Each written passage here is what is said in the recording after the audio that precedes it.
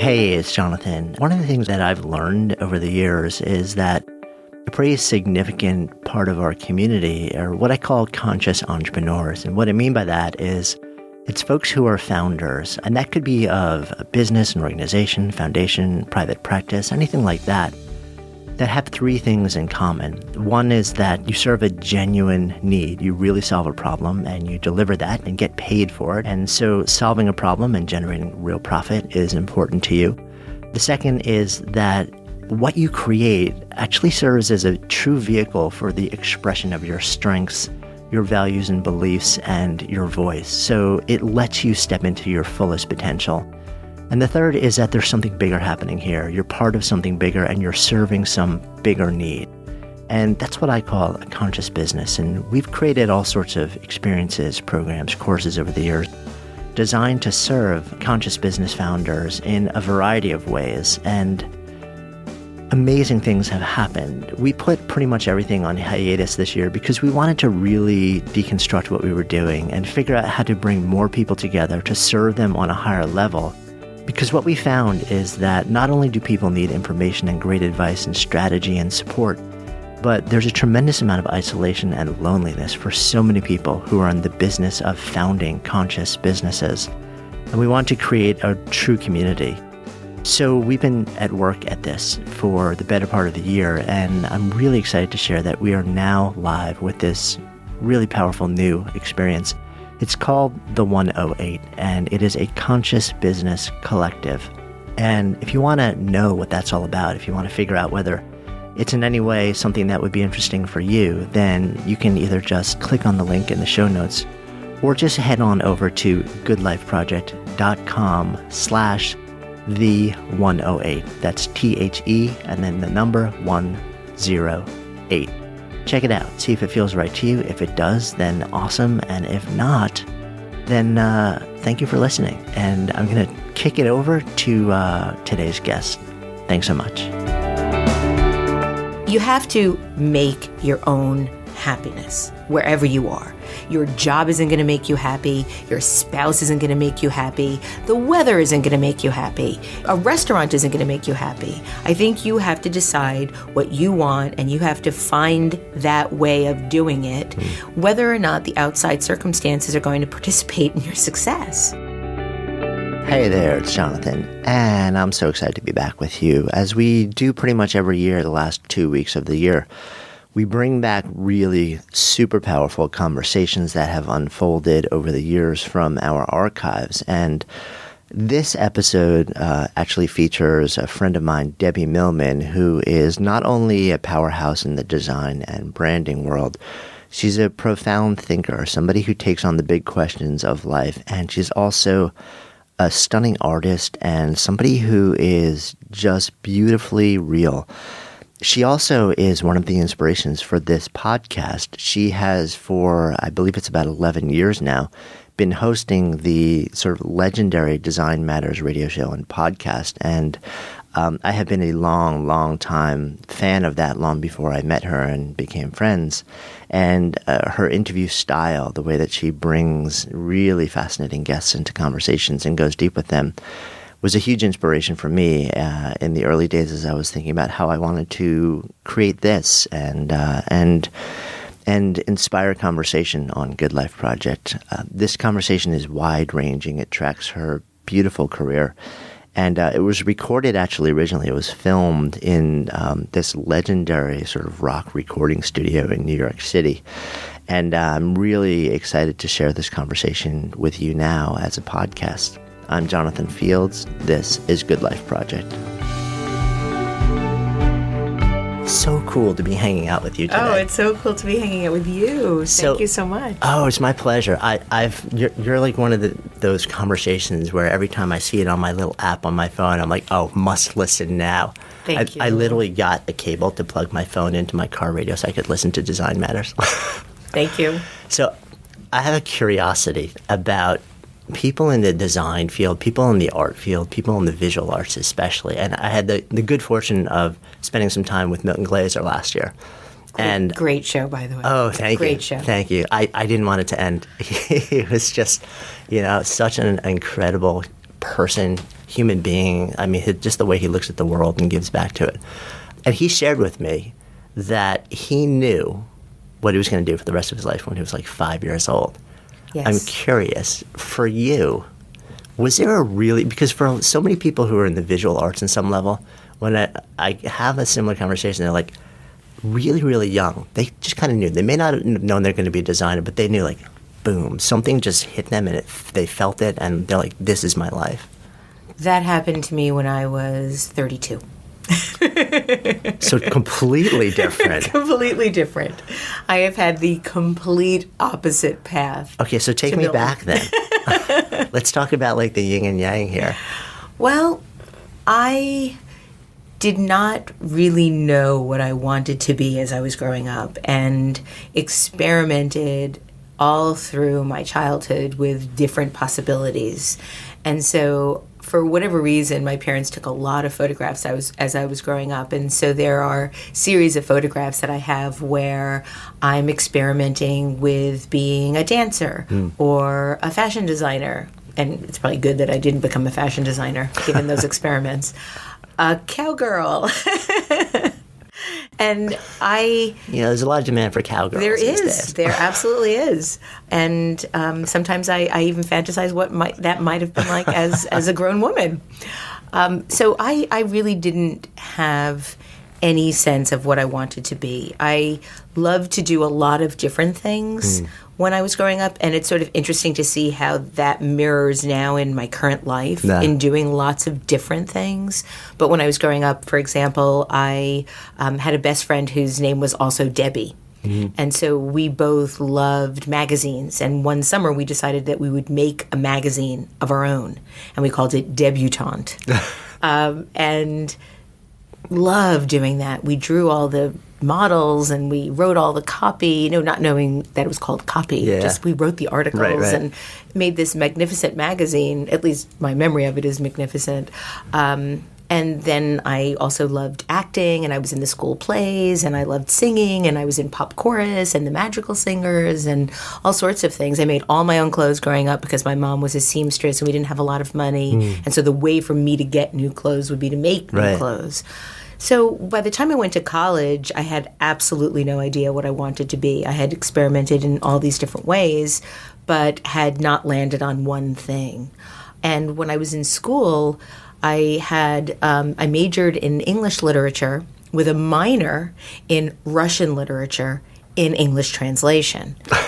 Lots you can do with those. Almost specializing in cowgirlism. Yeah, exactly, as much as you can do with a cowgirl degree. And the one thing that I did in college that really gave me some type of skill set to make some money when I graduated was working on the school newspaper. I had wanted to do that all through my 4 years in college. When I got to school, I ended up going to the State University of New York at Albany. Only because my best friend at the time, not Debbie, but another woman named Tammy, she went there. That was my decision-making criteria. I would have a friend there. Which is not all that different than a lot of people's decision-making criteria for college. I mean, I'd like to have thought that perhaps my parents would have been ever so slightly more involved in guiding me towards making a better decision. But I think they were in their own little worlds at that time. I'm a product of the SUNY system also. I went to SUNY Binghamton. I remember visiting it, and we went up there for the family trip. And it was like a gray day, because it always is in Binghamton. Yeah, I applied to Binghamton did you? also, yeah. And we're driving around and take the tour, and at the end of it, I'm like, I am never going here. And somehow I ended up going there. I think it was because the campus is shaped in a giant brain, and I thought that was cool or something like that. Yeah. I applied to 4 state schools, 4 SUNY schools. Right, because that's what you could do on the application back then. So one application, 4 schools, and that was the extent of it. I picked Albany solely because Tammy went. And then when I got there, I very, very luckily, serendipitously found out that SUNY Albany had, at the time, one of the best student newspapers in the United States.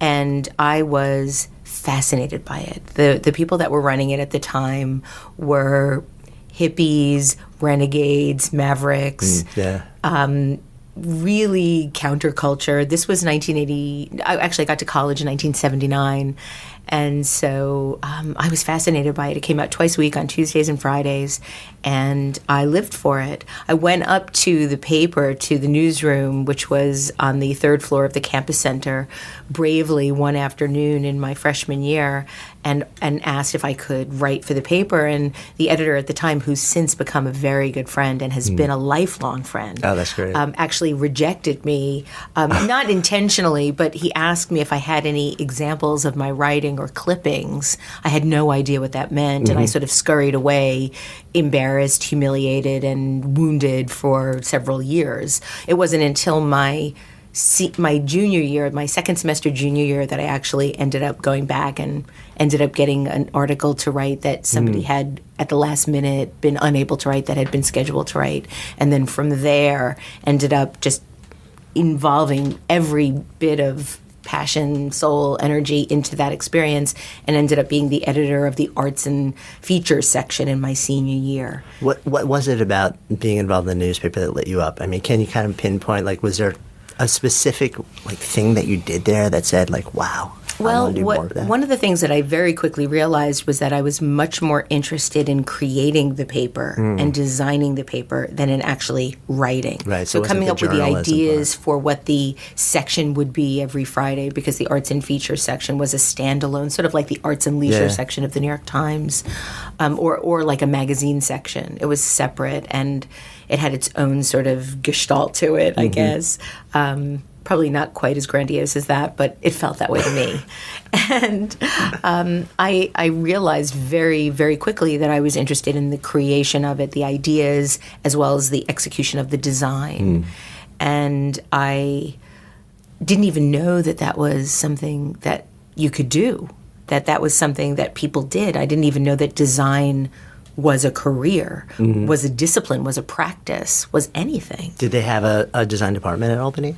They had an art department, and they had design classes, but as far as I know, there wasn't a design major. Right. I took one design class in college, mostly because I loved art and thought that there was some connection there. Yeah. And then when I graduated, that was the only skill I had, creating layouts. Layout and paste up, old school, on a drafting table, and I was very, very good at it. And so I was making $6 an hour at my first job doing layout and paste up. And that's when I had to make a decision about what I wanted to do with the rest of my life. It was only then that I made that decision, and it was a moment that I actually remember as if it were frozen in time. Not because I didn't want to be a designer, but design was only one thing that I wanted to do. It was the only thing that I could do. But all the other things that I wanted to do, I was actually too afraid to do. So what were some of those other things? Writing, painting, creating things that didn't have a commercial value. And over the next 10 years, I essentially eliminated all of those things that I was doing on my own. They all fell to the wayside in an effort to do the most important thing for myself at the time, which probably saved my life, but it still felt like a compromise, and that was being self-sufficient, being able to survive. Yeah. Because I didn't have parents that were willing to help me, and I didn't have any confidence in what I was able to do or not. And so I feel that at that moment in time, in the summer of 1983, the summer, as I affectionately call it, the summer of The Police's Synchronicity and David Bowie's Modern Love, I chose a path that I felt would provide security and not creativity or freedom. I made every choice that summer based on fear, not power. Which is such, I mean, and I think that, I mean, there's so much sadness in that on an individual level, but on just society-wide, I think that is the prevailing choice that almost everybody makes. Yes. You know, it's like, whether it's because we've been told, you know, that the thing that you really want to do is not valid, it won't earn you enough, and sometimes it won't. Yeah, sometimes it won't. Sometimes it's totally legit. Sometimes you won't earn anything for doing something that you exactly. love. Or whether it's just something you've developed internally. So many of us just say, you know, like, I'm going to play it safe and let those things that that the real marrow dropped away. And what I find, because I teach students now that are on the precipice of going into the real world, I teach seniors in college. And my class is about getting a job, but it's about getting the job of your dreams, not just getting a job to pay the rent. You can actually try to do both right at the get-go. And if anything, it's easier right at the get-go than rebooting your life at 32, 10 years in, because you suddenly realize, I'm getting older, and if I don't do what I want at some point soon, I'm likely going to die not doing what I want ever.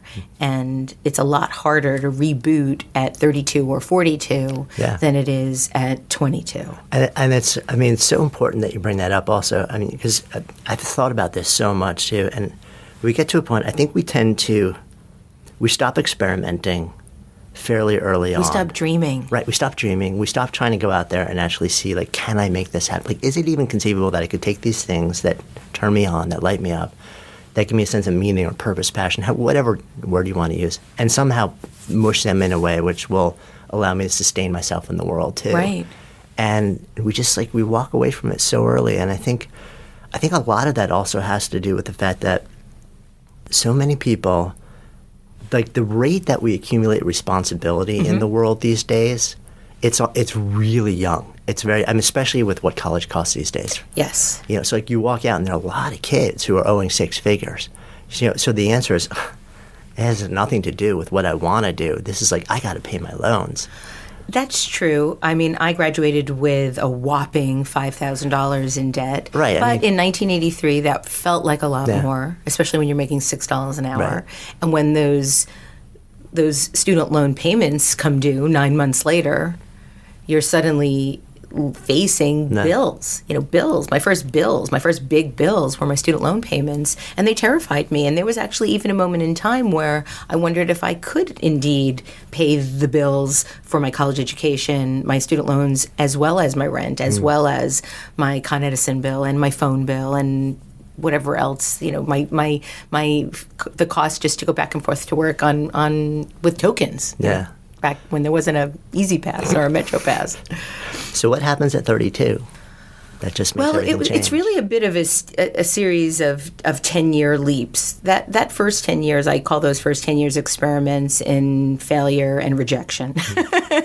Because everything that I wanted to do, I got rejected from. And then once I got rejected, I decided that rejection was the final word. It wasn't that I was rejected and then thought, you know what, I'm picking myself up, dusting myself off, and I'm going to show them. I'd get a rejection and I'd be like, okay, well, now I have to think of something else. Now I have to try something else. Right. So I was rejected from the Columbia School of Journalism when I thought maybe I should try to be a journalist. That was the end of that. I was rejected from the Whitney Independent Art Program. That was the end of that. And so I'd always come back to design to sustain me. I'd never left design, but I'd just always fall back on what I could do to make a living. And then what's really interesting about the choices that I made was I became aware in the late 80s of the New York Design School. There was actually never a better time to be a designer in the late 80s, early 90s, because you had Tibor Kalman, because you had Pushpin, you had Milton and Massimo and Seymour, and Paula Scher was getting famous, and M & Company was doing the most radical, revolutionary work anybody had ever seen in our generation. You had Double Space, you had Manhattan Design, and all of a sudden I became aware of what designers were doing around me rather than being insulated in my own little poor me world. And then I really aspired to try to do work that was great. I looked at the work I was doing, the sort of silly little paste up that I was still doing, and typography that it was just wretched, and realized that there was greatness that could be achieved in design. And then sort of decided at 30 that I was going to leave my job. Ended up getting divorced, and because I was getting divorced, I was moving out of the apartment that my ex had owned before I moved in. So at 30, I was basically homeless. I moved into an apartment that was infested with fleas and had to leave. So I was homeless and sort of just trying to figure out where to live, jobless, and relationshipless. And at that point, that was probably, as an adult, one of my lowest points, because suddenly I realized, how do you make a life for yourself? How do you find meaning? How do you find purpose? On some level, though, did you find that freeing? No. Okay. I mean, because there was nothing freeing about it. It was terrifying. Let me tell you why I asked. Because there's the classic conversation with J.K. Rowling where she talks about the fact living that when in the car. She was at the absolute bottom, that being at that place gave her the freedom to create on the level that she has now. Like, we all know that she can create because there was no longer anything to risk by putting her real voice out into the world. Like, she hit rock bottom and she's like, I can't go anywhere else, so let me just go out there and do this thing that I'm here to do and see what happens. That, I think, is remarkable in that she had a voice that she recognized as being worthy of putting out there. Which was my other question, because the language you used was, I saw that there was greatness in design. Yeah. What the question was, did you see there was greatness in you at that moment? No.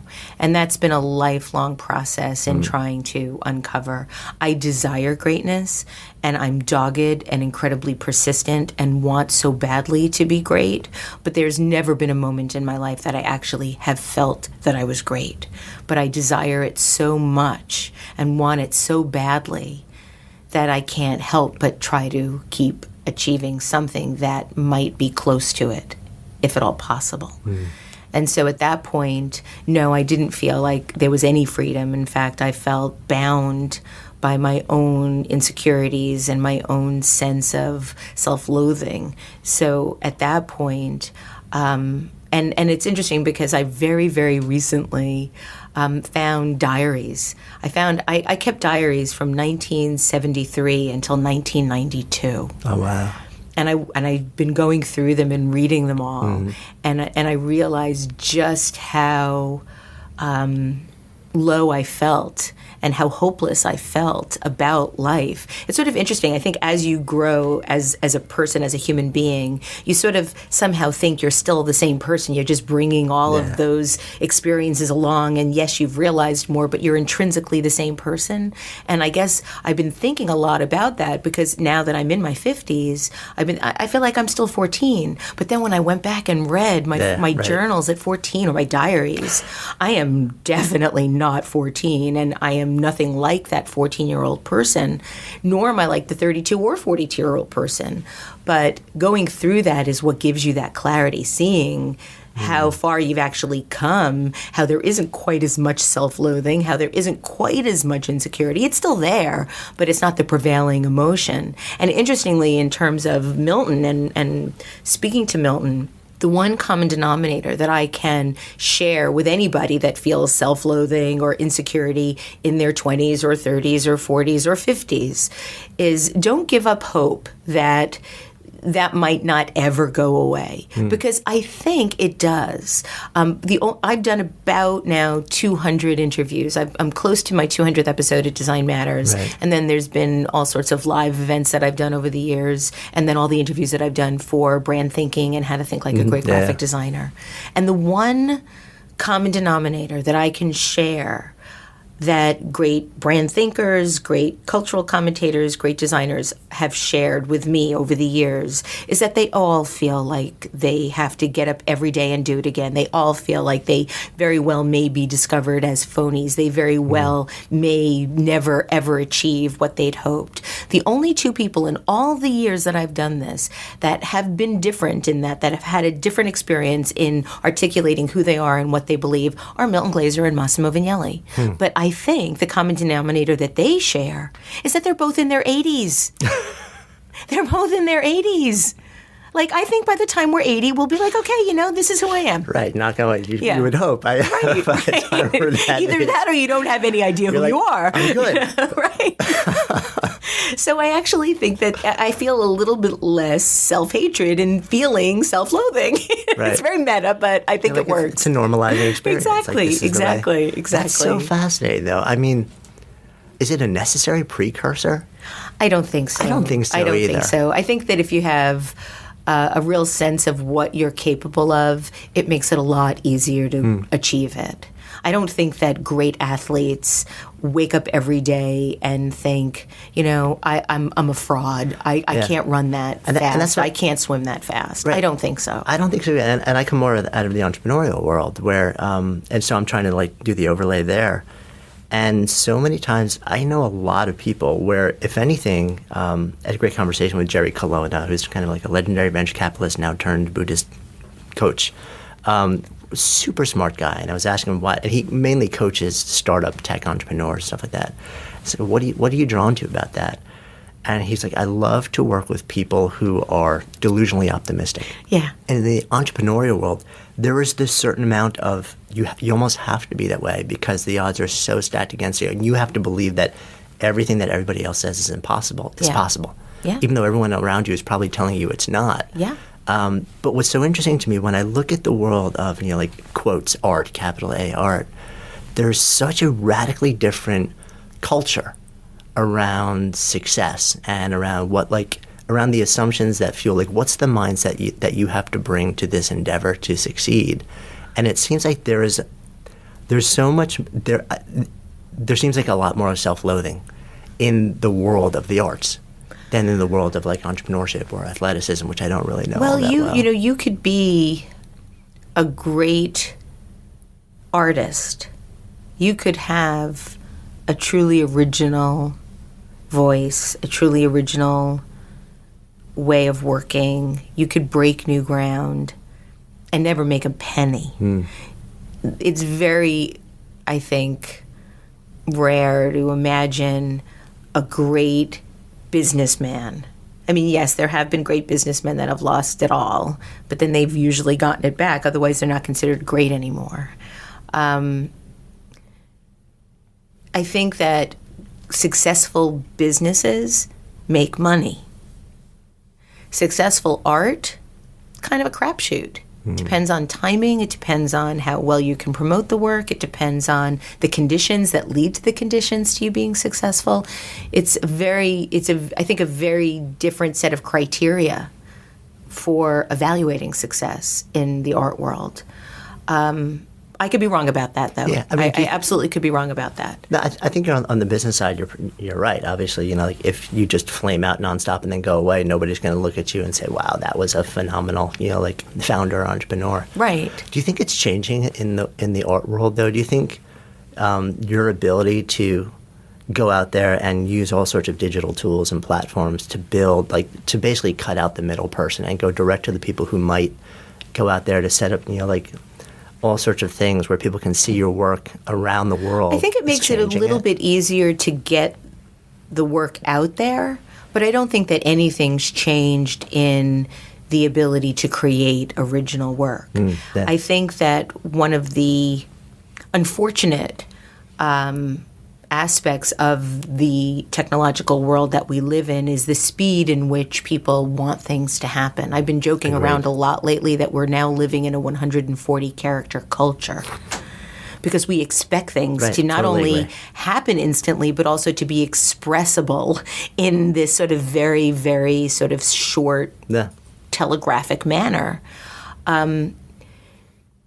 I was doing a lecture for a group of students several months ago, and I was talking about how long things can take. I mean, I feel that I didn't really achieve, in the sort of classic achievement model, anything that would be considered successful really until I was in my 40s. And a young woman raised her hand at the end of the lecture in the Q&A part and asked for some advice because she had started a blog. And she was hoping to get some pointers on how to get people to come to the blog, to read the blog, because she was feeling very discouraged. She'd been doing it for a while and people weren't reading it. She wasn't getting any traction. And so, of course, my first question was, how long have you been doing it? And very sincerely, very earnestly, she said, 6 weeks. And I get, because of what I do, I get that nonstop also. I'm like, 6 weeks. Years. Like, I can't even come up with an idea in 6 weeks, let alone a viral blog. So I think that there's this, and this is, I think, a really unfortunate ramification from this 140 character culture is that people in their 20s, when they graduate from college, expect that they have to be successful. And that if they're not successful in their 20s, or if they're not successful sort of right out of the gate, that there's something wrong with them. And then that builds to this real sense of hopelessness because they haven't achieved something quickly. First of all, I don't know that I would even want to achieve something in my 20s looking back, anything significant, because then you have to maintain it. Then you have to keep doing it over and over and over. You have to keep hitting the home runs. Right.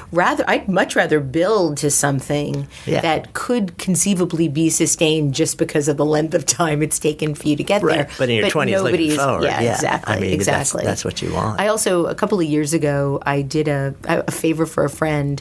Her kids were in school, and she was responsible that year for hosting the Halloween party. And so she enlisted a lot of her friends to be like different characters at the Halloween party, and I became the fortune teller. And so I had this sort of parade of little kids, probably anywhere from 6 to 12, coming by, and I talked to them and look into the future, what do you want to be? And you know what they were saying over and over again? Not baseball player, not fireman, not nurse, not actress, not singer. They said famous. That doesn't surprise me at all, which is famous. Bizarre.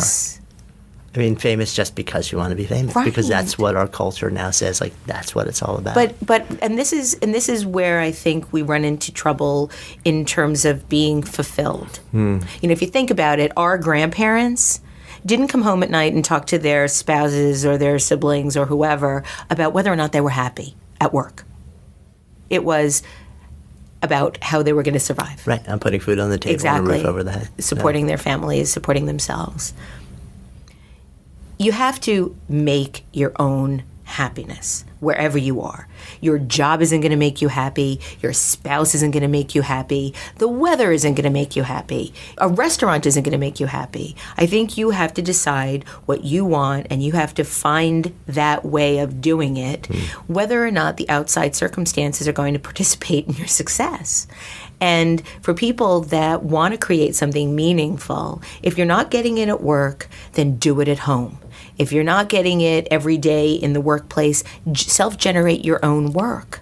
Make what you need to do to be happy, even if other people think it's crap, even if other people think it's terrible. You have to be able to create your own happiness, period. And if you can't, then you need to find a good shrink to help you figure out what it's going to take. Right. 22 years and counting here, and she saved my life. I would not have been able to get out of that bubble of self-loathing had I not worked really, really hard to figure out why it was there to begin with. Yeah. And I think so many people look externally for that. They're like, if I do X, if I achieve X, if I get X, then I will be happy, fulfilled, meaning whatever it is. Yeah. Rather than, and there's a really fascinating research now going in the field of positive psychology that shows, no, it's completely reverse. Like if I make myself happy, if I make myself content, then I will flourish and I will be better at my job. I'll be better in my relationships. I'll be better in all of these other things. That the work comes from the inside first. One of the essays, all the other stuff comes. I'm sorry to interrupt. No, go ahead. One of the essays that I wrote in Self-Portrait is about an experience that I had in my first job, and how I thought, well, if I save up $1,000, I'll feel impervious to any outside insecurities. I will feel safe. And this was 1983, 84, so, $1,000 was a bit more than it is today. But as soon as I got that $1,000, I thought, okay, it's not going to be enough. I need $2,000. And it's never enough if that's what you're using to gauge. Just a little bit more. Yeah. And then there's other things that you want. Look at that cute little handbag, And then suddenly you need these outside things to buoy up an otherwise feeble soul. Yeah. I mean, it's a facade, basically. Yeah. So you mentioned this book, which is fabulous, by the way. Thank you. I'll hold it up. Woohoo. It's not a book. I mean, it's in the form of a book, but it's just a stunning blend of memoir, storytelling, writing, art. When does this part of you start to emerge? Is 32 when you start to reconnect with this? So 32 is when I reconnected with this, but it was because of how unhappy I was elsewhere. Right. So I started, every time I would get a big rejection, I'd retreat into my personal work. Sort of interesting, like what's the common denominator there, and let's figure that out. But I would always retreat into my personal work. At that point, because I was doing design work, and this was prior to being even in an environment where I could witness or learn from great designers that were doing work that I did admire, and ultimately I was able to get a job where I could learn.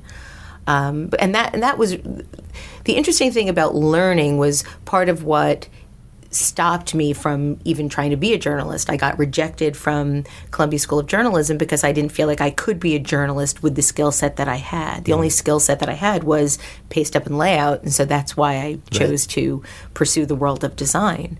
And then when I got rejected from the Whitney program, I then felt that I was no longer sort of allowed to be a professional, whatever it is that I wanted to be. And so back when I was designing and sort of going back to the world of design every time I got a rejection, and because then suddenly I realized, oh my God, the world of design is so much bigger than I thought, and there's so much more that could happen, and oh my God, it is artistic, and it is creative, and it is inventive. And because I suddenly became so unhappy with the work that I was doing, I then retreated once again into art and started doing paintings that were based on stories that I had written, and for lack of a better word, I was drawing and painting words, whether they be single words or paragraphs. And then once I got the job that ultimately helped me understand what the possibilities were for me in the world of design, which was a job at Frankfurt Gibbs Balkind in 1993, then I stopped doing any artwork at all. And I stopped doing any artwork at all to dedicate myself to the world of design, and then ultimately the world of design and branding, and became incredibly single-minded to have a career, to really have a successful career. Were you happy? It's a loaded question. It's a loaded question because I was trying really hard to be happy. I was working really hard to understand what happiness meant for me. And then for quite some time, I felt really happy that I was being able to create a life for myself. I was able to buy an apartment. I was able to take care of myself in a way that I'd never imagined. I had never imagined being able to own my own home. I had never imagined being able to have nice things. And so that was a really good distraction for about 10 years. It really wasn't until the middle of, I would say the early part of 2000 at this point, so it was about 10 years into doing that, so that 10 years, that I suddenly realized, and because I had learned so much about branding by then, that believing in the brand or thinking that these outside things could provide any sense of long-lasting happiness was a fool's game. As Dan Pink says, if our idea of happiness is a widescreen TV, then we are living in a fool's game. You know, it's just this treadmill, this hedonistic treadmill of and it's like the $1,000 to the $2,000, like the 52-inch screen to the 64-inch screen. It's like the Volkswagen to the Porsche, whatever. You always want, because it's not really ever going to fulfill you. It can contribute to a sense of who you are, but it isn't going to define who you are. And that was a very hard realization. And at that point, I took Milton Glaser's summer program, Summer Intensive, in the summer of 2005. And I had just already been dabbling with Design Matters and had no idea at that time. First of all, there were no podcasts in 2004 when I started the podcast. There were none. Actually, I started the idea of Design Matters at the end of 2004, but did my first broadcast in February 2005. So was it like internet radio or something like that? It was, and two handsets. So instead of this, you and I would both be on a handheld landline. That's how I did it, and never ever had any idea that it would be something that people would be listening to 8 or 9 years later. What made you, what was it that made you I got a cold call from Voice America Radio. Actually, I didn't even get the cold call. Somebody in my office got the cold call and thought it might be something that would interest me. And they were looking for people to be hosts of radio shows on their radio network. I had to pay them for the airtime. But it seemed so... I was so curious about designers and how they got to where they got. How did they... What was the arc of their journey? Yeah. What was the arc of their lives? It's like the show gives you a platform to gain access and to justify, okay, let me go on this It gave me a legitimate reason to be nosy. Right. To ask all the questions that would be kind of a little bit stalkery or creepy if I were having dinner with them or saw them at a cocktail party. Yeah. So suddenly, and I started with my friends first, and then I did get some criticism about the sound quality, but at that point I was like, I don't even know what I'm doing, let alone the sound quality. And then over the years, I was able to first get better sound within Voice America, and then Design Observer and the late, great Bill Drantel, who we just lost a couple of months ago. I really credit him with giving me a platform to be able to do the show. And he threw the gauntlet down. He was the one that said, Debbie, you have a great show. You do a really good job interviewing people, but you have to take it more seriously. You have to do this. The sound has to be better. You need a producer. You need to be edited. And he put me in touch with Curtis Fox, who has been my producer ever since. And we're approaching our 100 episodes together. And that I don't know that I would have had the courage to take it more seriously had Bill not said, I want you to bring it to Design Observer, but I'm not going to take it unless you do this the right way. And that's really why that happened and how that happened. So what about getting back to your art, though? So... not that I'm minimizing. Not at all. Like I said, addict of the show. I love it. And as somebody who's like building my own sort of like radio podcast, I'm fascinated by what you have to do. But. Well, in 2005, I took this class with Milton Glaser. I took it at a time where I was like, what next? What next? At that time, from the outside looking in, would the world have said, oh my God, Debbie is so successful? No. They would have thought, she does some cool podcast, but the sound is really bad. Okay. And again, I don't even know that they'd use the word podcast at that point. But I mean, in terms of the rest of your career, like what you were doing. They would have thought that I was commercially successful. Okay. They would have thought that I do well in the sort of big mainstream world of design. It wasn't artistic in the way that M & Company was artistic, or Winterhouse was artistic, or Pentagram was artistic, and also commercial. It was very much, you could go into a supermarket or a drugstore, and probably 20% of what you saw in the supermarket or the drugstore, I had a hand in somehow designing or art directing. Some better than others. I worked on the design of Burger King, the identity for Burger King, and that was, by 2005, it was the global design. Yeah. The Hershey bar, Gillette all over the world. Tropicana, the good one with the straw and the orange. You would have known my work, but it wasn't something that I felt was successful artistically. It was successful economically. It was successful culturally in some ways, because people really liked the brands, loved the brands, were zealots of the brands.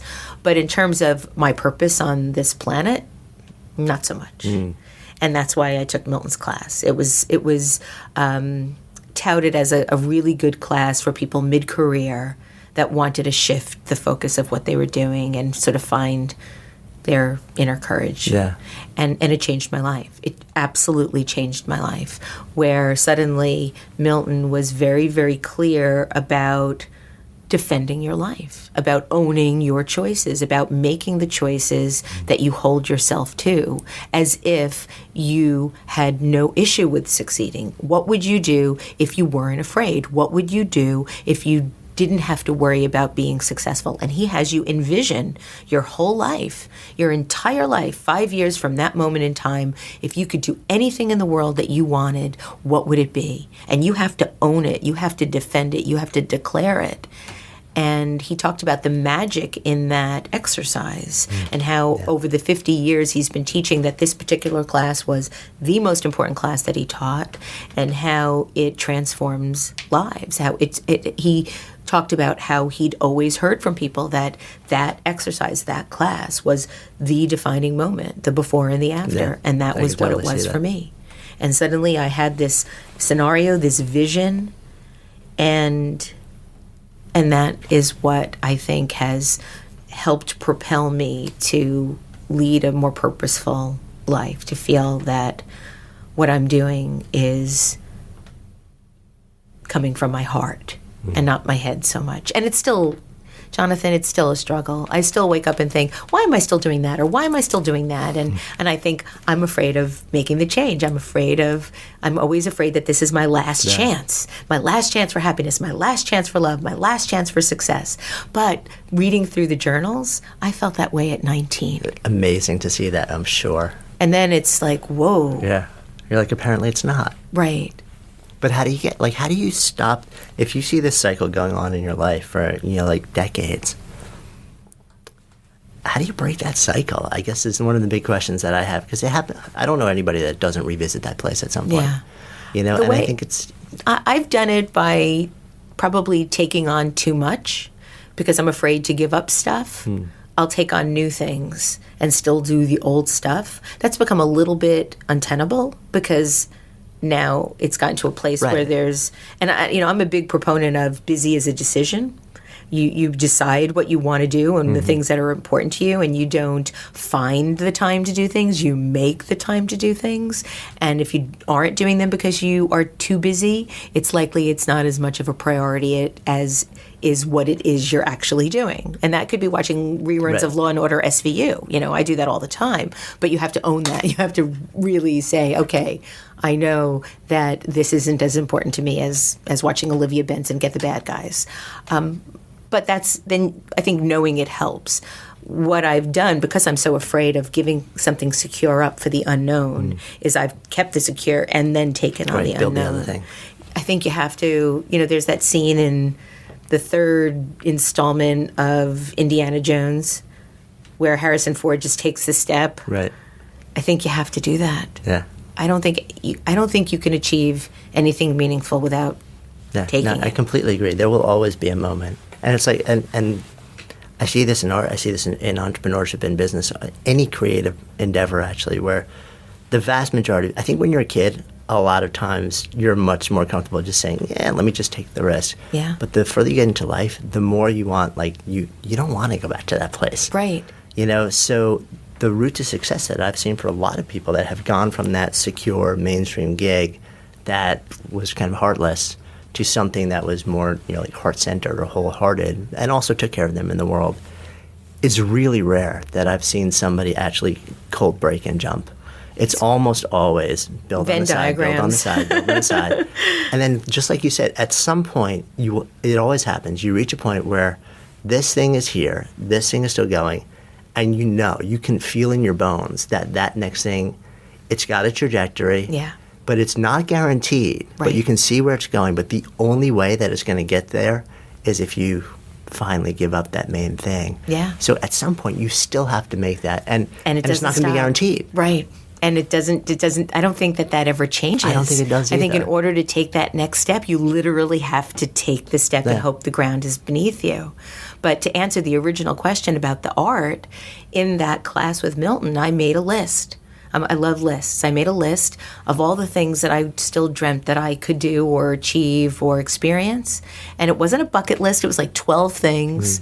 And I put the list away. I finished Milton's class. Right. And then I started to try ever so sort of elegantly or inelegantly to take the steps to try to get a few of those things. And once a year now I reread the essay that I wrote, and then I look at the list, and it's mind-boggling because there are things on the list that I actually forgot were on the list, and it's scary how so many of them have become something that has manifested. And Milton says it's magic. Maybe it is. And the further I get into life, the more open I am to.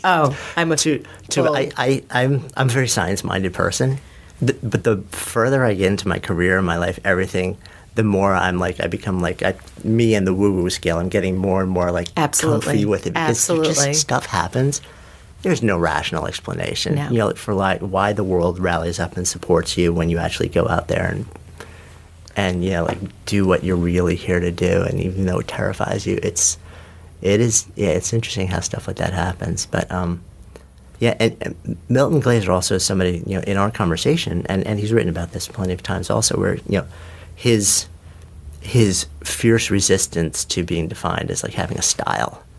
Where people would come to him and say, well, you're known for this, so they want to hire him so he can do the stuff that's consistent with his, and he wants to do the stuff that he's never done before. Right. So it's because he wants to push. Yeah. And he wants to go. And he has endless ideas. Right. And what was so fascinating to me is, like I said, he's 85 now, so I get that now. But from everything I can gather, he was like that in his 20s. Yeah. Which I think is it's the so result remarkable. of good parenting. So remarkable. Unbelievable. I'm thinking as I'm like raising my daughter, okay, lots of notes. Yeah, here. yeah. So the name of this project is Good Life Project. Yes. It's an exploration of what does it mean on an individual level to live a good life. So when I offer that out to you, what does it mean to you to live a good life? Imagine immensities. Try to pick yourself up from rejection and plow ahead. Don't compromise. Start now. Start now, every single day. I love that. Thank you so much for sharing the conversation. It's been wonderful. Thank you, Jonathan. Thank you so much. My pleasure. Hey, thanks so much for listening. We love sharing real, unscripted conversations and ideas that matter. And if you enjoy that too, and if you enjoy what we're up to, I'd be so grateful if you would take just a few seconds and rate and review the podcast. It really helps us get the word out. And you can actually do that now right from the podcast app on your phone. If you have an iPhone, you just click on the reviews tab and take a few seconds and jam over there. And if you haven't yet subscribed while you're there, then make sure you hit the subscribe button while you're at it, and then you'll be sure to never miss out on any of our incredible guests or conversations or riffs. And for those of you, our awesome community who are on other platforms, any love that you might be able to offer sharing our message would just be so appreciated. Until next time, this is Jonathan Fields signing off for Good Life Project.